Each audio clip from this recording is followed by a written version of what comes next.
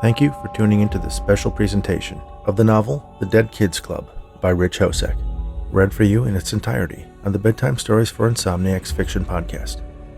The Dead Kids Club is what I like to call an everyman thriller, ordinary people in extraordinary circumstances. It follows a divorced couple after the death of their son and asks the question, what would you do if the killer of your child got away with it? How far would you go to get the justice you deserve? The revenge you need, and how will you know when you're done? The complete book will be serialized over the next several months, between my usual short story episodes. I caution you that unlike most of the content on this podcast, The Dead Kids Club is a gritty thriller depicting scenes of graphic violence and mild sexual content. So, if you're sensitive to that type of material, you've been warned. Please visit bedtimestories.studio to subscribe to my mailing list so you don't miss any chapters of this unabridged audio presentation and news about my upcoming thriller, The 10th Ride. And now, Part 3 of The Dead Kids Club by Rich Hosek. 20. Over the next week, I download video from the cameras twice and retrieve the GPS tracker from Vitaly's car. We now have a fairly complete picture of his daily activities. The batteries on the camera seem to be holding up, so Rebecca and I decide to leave them in place until the night I kill him. The GPS information turned out to be not as useful as we had hoped. In hindsight, it was an unnecessary risk, but it was a way to pass the time. The hardest part of all of this is the waiting. The adventure of purchasing, planting, retrieving, and reviewing the information from the tracker was more for us to have something to do rather than to do something to further the plan. We lay a calendar from the neighborhood pizza place on the kitchen table and pick a day. Saturday night, actually, Sunday morning. 4 a.m. is when he is reliably bedded down, and on Saturdays he comes home very drunk and is likely to be more careless than he usually is. Rebecca shows off the results of her recent shopping spree. We found a medical surplus place that had disposable paper suits that emergency room doctors and nurses wear over their scrubs to keep bodily fluids from soaking their clothes. They also sell a lot of them to people who do home remodeling, so our purchase wasn't remarkable. She also found a slick polyester running suit for me, one that was jet black, and a black ski mask as well. From a garage sale, she purchased a box of assorted tools, one of which is an ice pick. Disposing of it is going to be a challenge, and I haven't quite worked that out yet, but I have a few good ideas involving a nearby river and a blowtorch. The remaining element of our plan is our alibi. If we do everything right, we won't need it, but we decide to establish one anyway. We have reservations at a romantic lovers' retreat, and have worked out a way for me to get in and out without anyone noticing. It's actually only about 5 miles away from Vitaly's place, so there shouldn't be a problem getting there and back undetected. The one thing left to do is wait. 21. It's Friday. We've taken the day off from our respective jobs. My boss was happy to approve my request for a day off, especially when I told him Rebecca and I were having a little getaway weekend. We drive to the cemetery and park near the entrance. I haven't been here since the funeral, and I don't think Rebecca has either. I warn her that it might be dangerous doing something out of the ordinary. She counters that going on a romantic weekend with her ex-husband is out of the ordinary as well. People will see it as part of our road to reconciliation. I reiterate my concerns, trying to convince her that if someone sees us, it could endanger all the work we've done so far. She dismisses my paranoia. They'll think it's a coincidence, or divine intervention, or they'll think it was part of an elaborate master plan we cooked up to exact revenge. I don't give a damn. I need to see him. I have no argument for that. All right, I'm sorry. You don't have to be. You're just looking out for me. I wish, I start to say. Don't. Don't even think it. You looked out for our son in every way you could. I start to cry. So does Rebecca. Do you remember what I told you at the hospital? She asks. I think back. Her words are seared in my mind. You said, I forgive you. I did, and I do. I needed you to know that, even though you didn't ask me for forgiveness. Because the only thing I could think of was what if it had been me driving him to school that day. My sobbing becomes uncontrollable. We sit on a nearby stone bench, and I bury my face in the nook between her neck and shoulder. He didn't run into the street. We always told him not to, and he was so good about that. Vitaly drove onto the grass. He had to knock down a sign to hit Nick. If it had been me. She has trouble going on. I lift my face and look into hers. She has that same look she did at the hospital when she offered her unconditional forgiveness. There are a million things that could have happened that might have changed everything, but they didn't, and it wasn't your fault. Vitaly killed him, not you. She holds me in her arms, and we stay that way for a while. My tears dry in the wind.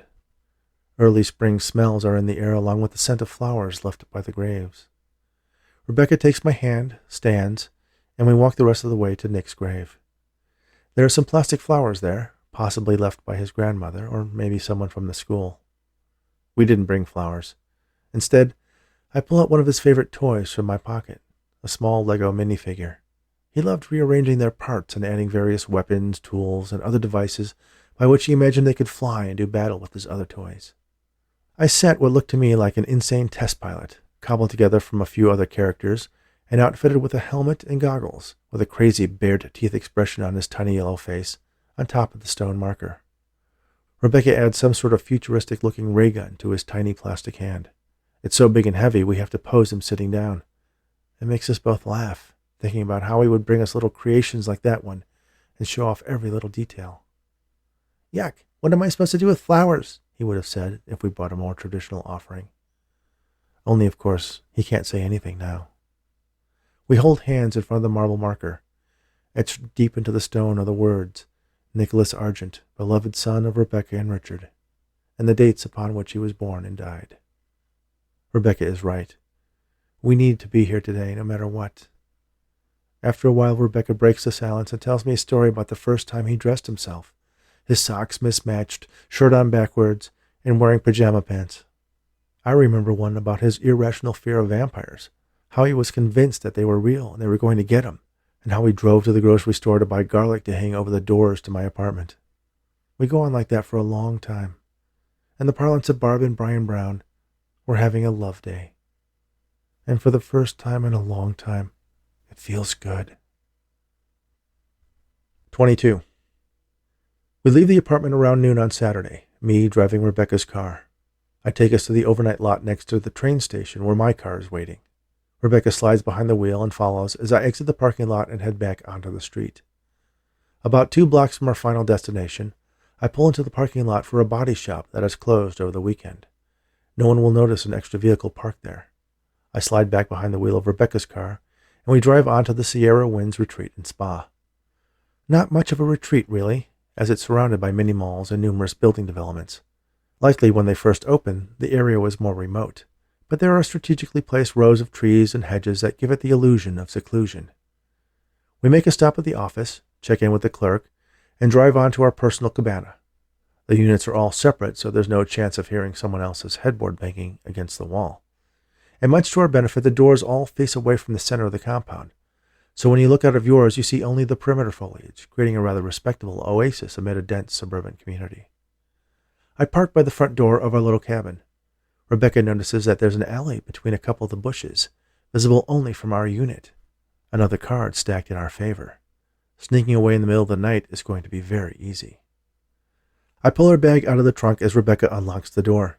It's a very nice, cozy space, opening into a living room with a wide, deep couch, facing a gas fireplace. A big screen TV hangs over the mantel, and there's a kitchenette with a bar off to the side.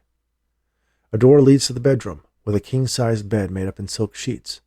On the other side of the room is a large, heart-shaped bathtub. Rebecca points out the mirrors on the ceiling. I'd hate to see this room with a black light, she jokes. Do we have to stay here the whole time? I shrug. Nope. Let's go to the movies. I haven't been in ages. Yeah, great idea. Any idea what's playing? We passed a multiplex on the way. Are you feeling adventurous? Maybe. Well, we'll walk up to the box office, and the next show at that moment is the one we see. Okay, I'm in. Could be a 3D horror movie, I warn. Could be a foreign chick flick, she counters. We can grab dinner after, someplace with steak. Perfect. I throw our bag on the bed, and we head back out to the car. 23. It's dark when we get back. We make a point of waving at the clerk in the office as we drive by. He nods, recognizing us. I park behind the cabana, and we re-enter our weekend hideaway. I'm going to try and take a nap, I tell Rebecca. I don't think I'll sleep at all tonight, she tells me. I don't want to make any mistakes. This is it. Yeah, it is, isn't it? I nod, then cross into the bedroom and lie down on top of the sheets. Rebecca joins me, and we lie together like we did the night after the verdict. Only this time, I do fall asleep. At 2 a.m., the alarm on my phone goes off, and I wake up. I hear the TV in the other room. Rebecca is watching some reality TV show. I can't tell which one. She turns and sees me standing in the bedroom door. I was just about to wake you. I put out your stuff. Rebecca looks at the black running suit she bought neatly folded on the back of the couch with the ski mask draped on top, all laid out for my first day of being a killer. Thanks. I pick up the clothes and go back into the bedroom. It doesn't take me long to change. Rebecca enters with a black knapsack. She opens it and shows me the contents. A paper gown, paper booties, a pair of rubber gloves, and a wooden-handled ice pick. Second thoughts? Rebecca asks. Not a one. I take the knapsack, cinch the top shut, and throw it over my shoulder. I check my watch. I'll be back as soon as I can. Don't forget the cameras. I won't. We stand there, frozen. What else are you supposed to say to someone before you go off to kill their son's murderer? If anything goes wrong, just leave. Don't take any chances, she says. I won't, I promise. You won't lose me too, I think, but can't say out loud.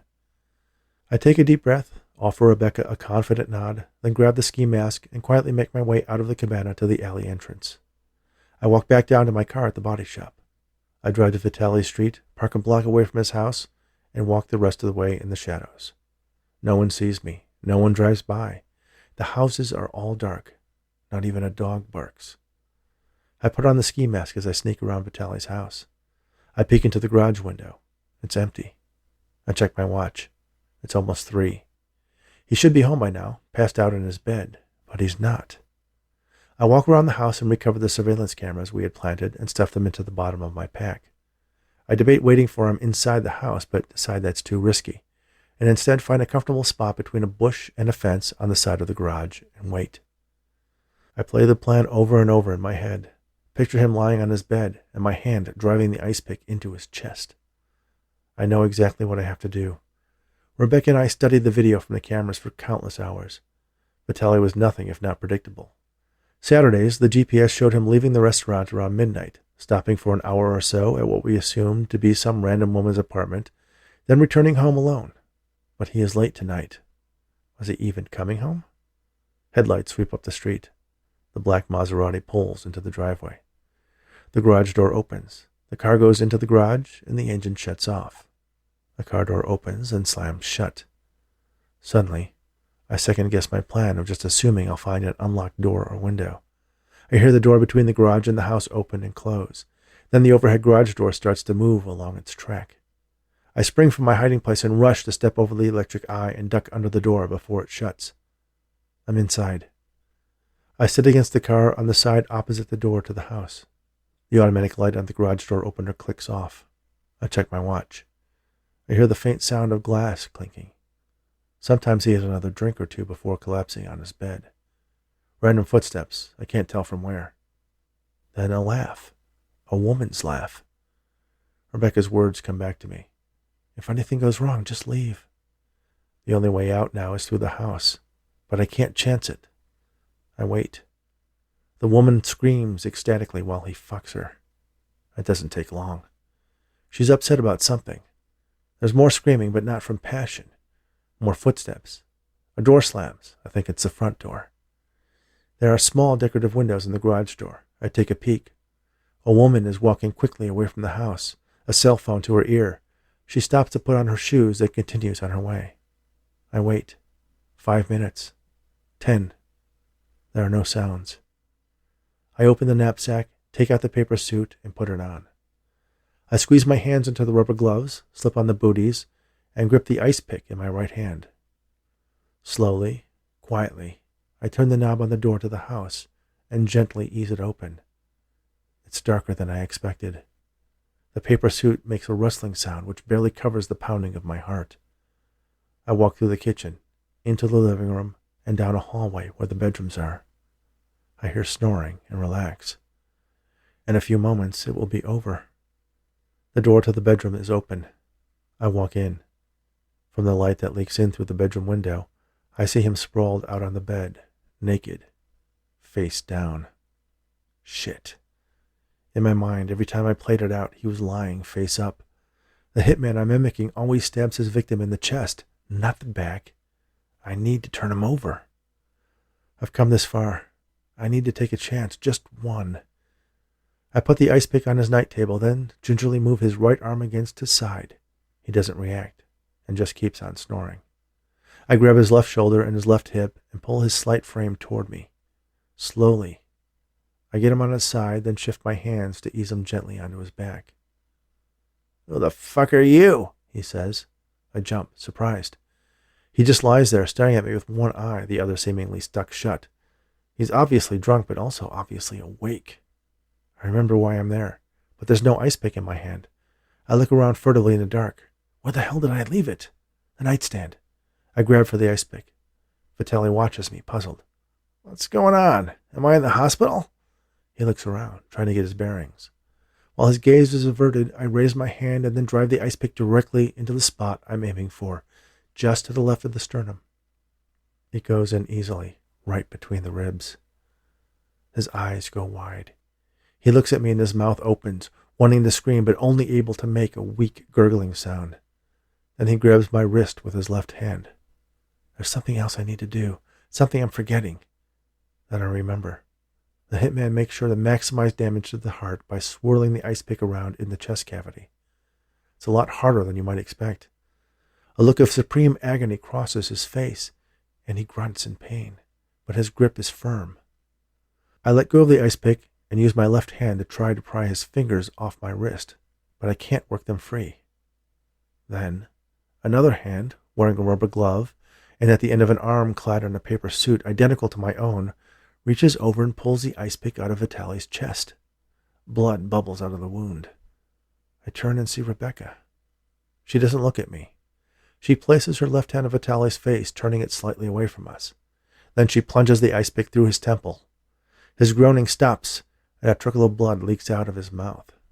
She lets the weapon sit there for a moment, then moves her hand and grasps the wooden handle so she can better move the slender steel spike around his brain, shredding whatever life remains in him. His death grip on my wrist loosens, and I take a step back. Rebecca calmly pulls the ice pick out of his head and turns to me. "The bag. Where's the bag?" she asks. I look around, trying to remember. "The garage." "Let's go," she orders. I want to ask her what she's doing there. I want to yell at her for not sticking to the plan. I want to ask what the hell she was thinking. Instead, I follow her to the garage. She strips off her paper suit, wrapping the ice pick in it, and stuffs it in her gloves in the bag. I do the same without thinking about it. "Did you touch anything?" I look around, see the windows in the garage door. Maybe the garage door by those little windows. She uses my ski mask to wipe it down, then adds the mask to the bulging knapsack and takes me by the hand and leads me back through the house and out the back door. We walk briskly around the house and down the street to my car. About 50 feet away, I see her car. "Go," she orders. "We'll talk back at the cabana." She walks to her car, gets in, and drives off. I get into my car, wait a couple of minutes, then start it and drive back to the auto body shop near the resort. From there, I walk back to the alley and follow it to the cabana. Rebecca's car is parked right where it was when I left. The lights are out in the cabana. I walk up to the door, open it, then gently close it behind me as I step into the dark room. She is standing there in the gloom, looking at me. "I just couldn't sit here," she explains. She waits for me to say something, but I don't. "I needed to see him die. After you left, I got into the car, put it in neutral, and was able to roll it most of the way into the alley before I needed to start it. I drove till I found your car, then waited for him to get home. When I saw the woman in the car, I thought you would call it off, and I almost left, but then I saw you sneak into the garage while the door was closing. When you didn't come out of the house, I figured you didn't see that he had brought someone home, so I waited some more. Eventually, the girl came storming out the front door and walked past me on the opposite side of the street. She was so busy talking on her cell phone that she didn't notice me. I saw the lights go on in his bathroom, then off, and after a few moments, I decided to go in. I had an extra suit and gloves stashed in the car. The front door was still open. No one saw me. Once I was inside, I put on the stuff, then you came in. You headed straight for the hallway from the kitchen and didn't see me in the dark corner of the living room. I wanted to call out to you, but I couldn't. I didn't want to take a chance that if you saw me there, you wouldn't go through with it. Then you went into his room. I followed. I watched from the doorway as you rolled him over. When he woke up, I almost ran to you, but then you grabbed the ice pick and drove it into his chest. Oh, God, that was so beautiful. When he was holding on to you, I thought he's never going to die. I don't even remember walking across the room or pulling the ice pick out of his chest. I saw his face, and even in the dark, I could tell he recognized us.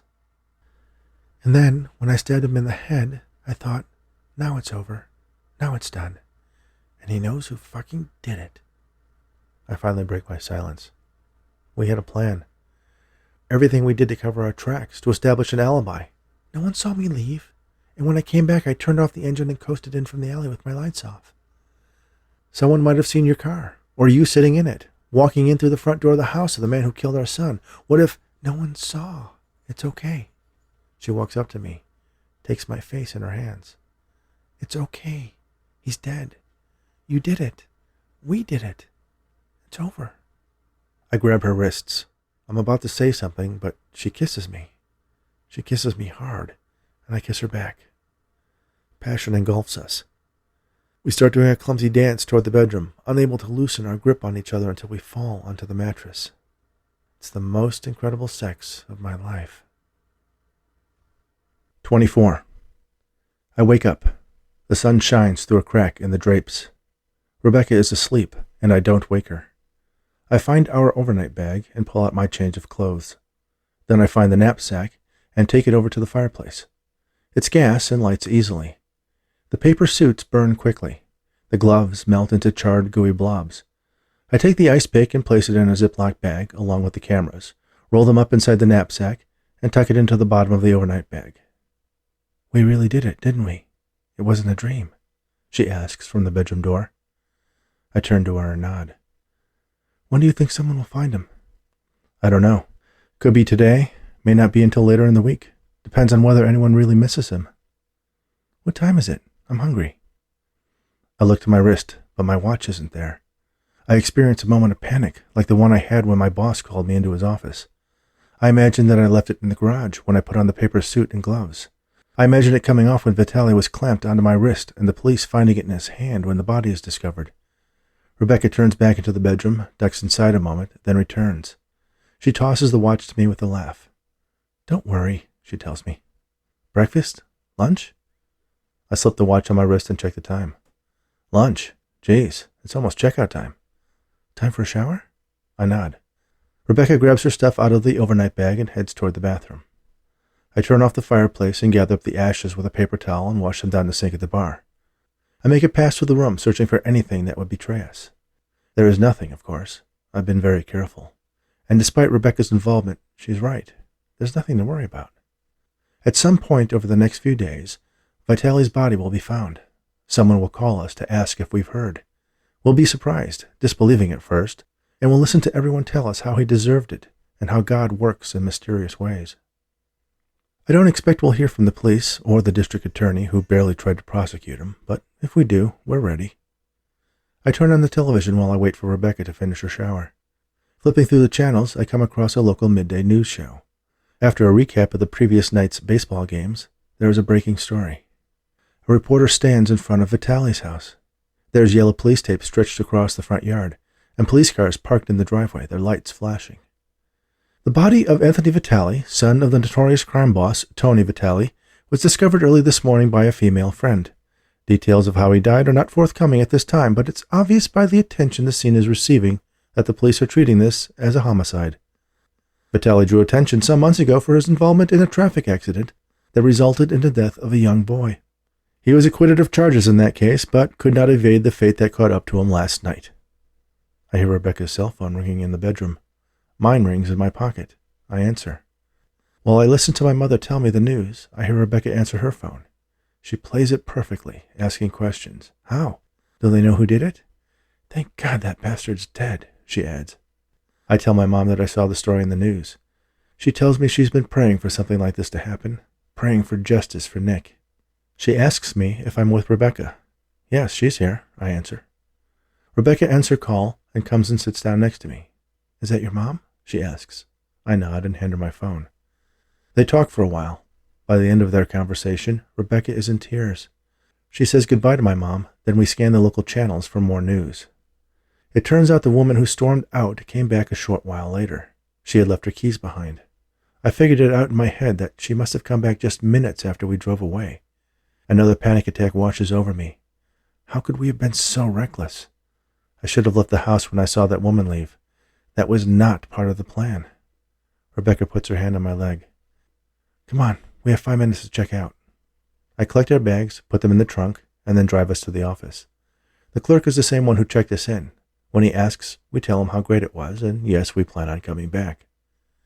There is a restaurant across from the body shop. We stop to have lunch. Our cell phones continue to ring. Rebecca posts a message to her Facebook page thanking everyone for their thoughts and prayers. I send out a tweet to the same effect. We answer a couple of the calls, then turn our phones off. It's the same conversation over and over. Our food arrives and we dig in hungrily. Rebecca looks at me with a combination of concern and uncertainty. We should talk about what we did last night. This morning.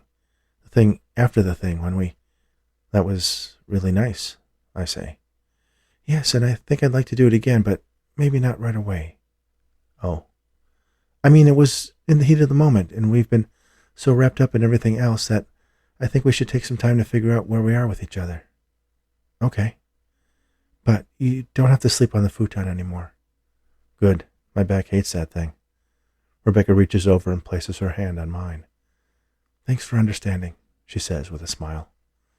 I finish off my sandwich. It's not completely over yet. The first thing, I know. Still some stuff I need to do, and there's always a chance someone will ask us questions. I'm ready. Good. Rebecca pushes the rest of her half-eaten lunch away and gazes out the window. In some ways, I feel closer to her than I ever have, but in others, she's as far away as the moon. 25. When I arrive at work on Monday, everyone looks at me expectantly. Before I settle down at my cubicle, a few coworkers gather around. Heard the news. Guess that guy had it coming, huh? You're not going to get an argument from me on that, I reply. Do you know anything about how he died? Who did it? Just what was in the news. Might have been something to do with the mob. I heard that too. His dad is some mafia big shot. They gave him a Colombian necktie. Where they slit the throat and pull the tongue out? That's a myth. You can't do that with a tongue. I heard he was shot in the head and had his balls cut off. I hope they did the second part first, I add. How's Rebecca taking it? I think we're both kind of mixed about it. It doesn't bring Nick back, but damn, I wanted to do a jig when I saw it on the news. Well, the entire city can rest easier with him off the streets. I know I will. Yeah, they should have never let him walk. Not walking anywhere anymore. Thanks, guys. With or without him, we still have work to do here, I remind them. They sense my reluctance to continue the conversation and return to their tasks. One of the junior admins approaches. Hey, I was running some diagnostics on Friday when you were out. Found a weird partition on one of the drives in the storage pool on the SAN. Looks like it's encrypted. I couldn't find any reference to it in the configuration files. I shrug. Could be an old recovery partition. Some of those drives we reclaimed from old servers a while back. I'll take a look. Thanks. He nods, seemingly satisfied with my explanation. I make a mental note to scrub the partition from the drive and run a shredder utility on the sectors where it lived. I won't be needing it anymore. The mistakes I've made along the way start to pile up in my mind. It's a miracle everything turned out as well as it did.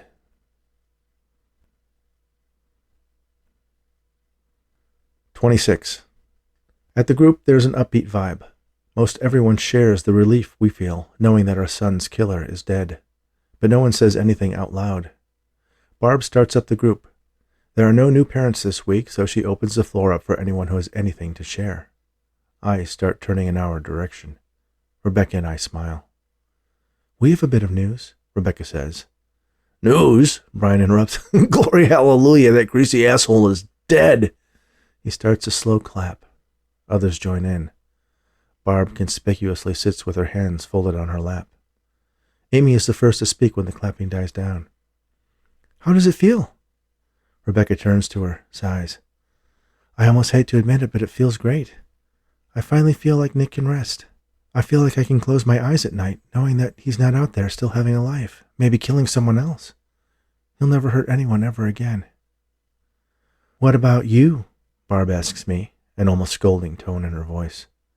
Ding dong, the bastard's dead, I say casually, without a tinge of guilt or remorse. Well, Barb continues, I suppose it's reasonable to experience some joy in the realization of justice. But remember, she cautions the members of the group, he was someone's child too. His parents could show up here with the same feelings all of us share, the same shadow over their lives. Is that something to celebrate? Damn straight it is, Brian says. This was no innocent kid. He was a killer. His parents should be ashamed to have raised such a monster. And from what I've heard, it's probably his father's mob ties that got him killed. They can all rot in hell. Brian, Barb shouts. Sorry, hon, but I'm having a full-on hate day. Wish whoever took him would pay a visit to... Stop! Don't you say another word, or I swear I'll walk out right now and you can sleep in the garage. Brian silences himself. I sense he is genuinely remorseful for voicing his feelings in that way. Barb scans the room, daring anyone else to challenge her. I think we should adjourn for the night. I hope all of you take some time to reflect on your feelings and think about who you are and who you want to be and what your children would think of you if they saw you acting this way. She gathers her coat and purse. Brian follows. The cancer parents also depart. The rest of us stay in silence for a while. Old Harold, sitting unnoticed in a corner of the room, looks up for the first time, speaks. He really was a bad person and deserved to die. He turns his gaze to Rebecca and me. If you don't rejoice and celebrate his death, then you're dead too. Your son is doing freaking cartwheels around you. Can't you see him? Rebecca looks to the empty space in front of us and smiles. I'm glad for you.